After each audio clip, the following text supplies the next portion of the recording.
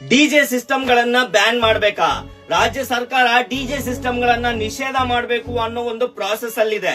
ವರ್ಷ ಪೂರ್ತಿ ಸುಮ್ನೆ ಇರೋ ಇವರು ಸಡನ್ ಆಗಿ ಗಣೇಶ ಹಬ್ಬ ಬಂದ ತಕ್ಷಣ ಡಿಜೆ ಸಿಸ್ಟಮ್ ನ ಬ್ಯಾನ್ ಮಾಡ್ತೀವಿ ಅಂತ ಹೇಳ್ಬಿಡ್ತಾರೆ. ಯಾಕೆ? ಇವರ ಪಾಯಿಂಟ್ ಆಫ್ ವ್ಯೂ ಪ್ರಕಾರ ಡಿಜೆ ಸಿಸ್ಟಮ್ ಗಳಿಂದ ಸೌಂಡ್ ಪೊಲ್ಯೂಷನ್ ಆಗುತ್ತೆ, ಮನೆಯಲ್ಲಿ ವಯಸ್ಸಾದವರು ಚಿಕ್ಕ ಪುಟ್ಟ ಮಕ್ಕಳಿರ್ತಾರೆ, ಮೂಕ ಪ್ರಾಣಿಗಳಿಗೆ ಡಿಸ್ಟರ್ಬ್ ಆಗುತ್ತೆ ಅಂತ ಹೇಳ್ತಾರೆ. ಅಲ್ಲ ಸರ್, ಡಿಜೆ ಸಿಸ್ಟಮ್ ನ ತಗೊಂಡಾಗ ಅವ್ರು ಕಿವಿಲ್ಲ ಇಡ್ತೀವಿ ಡೈರೆಕ್ಟ್ ಆಗಿ ಇಲ್ಲ ಅಲ್ವಾ? ಸೊ ಇನ್ನೊಂದು ಪಾಯಿಂಟ್ ಆಫ್ ವ್ಯೂ ಇದೆ, ದಯವಿಟ್ಟು ಅದರಲ್ಲಿ ಕೂಡ ಯೋಚನೆ ಮಾಡಿ. ಒಂದು ಡಿಜೆ ಸಿಸ್ಟಮ್ ನ ಮಾಡಕ್ಕೆ ಮಾಲೀಕರು ಲಕ್ಷಾಂತರ ದುಡ್ಡನ್ನ ಹಾಕಿರ್ತಾರೆ. ಆ ಒಂದು ಪ್ರಾಸೆಸ್ ಅಲ್ಲಿ ಸಿಕ್ಕಾಪಟ್ಟೆ ಜನರಿಗೆ ಕೆಲಸ ಸಿಕ್ಕಿರುತ್ತೆ, 3 ಹೊತ್ತು ಊಟ ಮಾಡ್ತಿರ್ತಾರೆ. ನೀವು ಹೀಗ್ ಮಾಡೋದ್ರಿಂದ ಅವ್ರಿಗೆಲ್ಲ ಮೋಸ ಮಾಡ್ದಂಗ ಆಗಲ್ವಾ?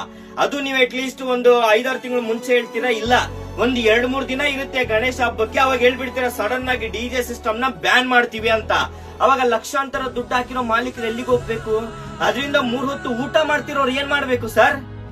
ಆಯ್ತು, ಇನ್ನೊಂದು ಹೇಳ್ತೀರಾ ನೀವು ಇದರಿಂದ ಜಗಳಗಳಾಗ್ತವೆ ಅಂತ. ಅಲ್ಲ, ನಮ್ಮ ಗಣೇಶ ಬರೋದೇ ವರ್ಷಕ್ಕೆ 1 ಸರಿ. ಆ ವರ್ಷಕ್ಕೆ 1 ಸರಿ ಬರೋ ನಮ್ಮ ಗಣೇಶನ ನೋಡಕ್ಕೆ, ಅವರನ್ನ ಅದ್ದೂರಿಯಾಗಿ ಕಳಿಸ್ಕೊಡಕ್ಕೆ ಅಂತ ಅಷ್ಟೊಂದು ಸಾವಿರಾರು ಜನ ಸೇರಿದಾಗ ಚಿಕ್ಕ ಪುಟ್ಟ ಜಗಳಗಳಾಗೋದು ಸಹಜ ಅಲ್ವಾ? ಅದೇನು ಆಗದೆ ಈ ರೀತಿ ನೋಡ್ಕೊಳ್ಳೋದು ಸರ್ಕಾರದ ಜವಾಬ್ದಾರಿ ಅಲ್ವಾ?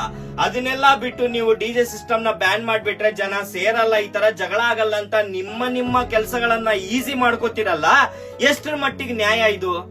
ದಯವಿಟ್ಟು ಲಕ್ಷಾಂತರ ದುಡ್ಡು ಹಾಕಿರೋ ಮಾಲೀಕರಿಗೆ ಹಾಗೆ ಅದರಿಂದ 3 ಹೊತ್ತು ಊಟ ಮಾಡೋ ಜನರಿಗೆ ಮೋಸ ಮಾಡಬೇಡಿ. ಇದರ ಬಗ್ಗೆ ನಿಮ್ಮ ಅನಿಸಿಕೆ ಏನು ಅಂತ ತಿಳಿಸಿ ಸ್ನೇಹಿತರೆ. ಡಿಜೆ ಸಿಸ್ಟಮ್ ಗಳನ್ನ ಬ್ಯಾನ್ ಮಾಡ್ಬೇಕಾ ಮಾಡಬಾರ್ದಾ? ಧನ್ಯವಾದಗಳು.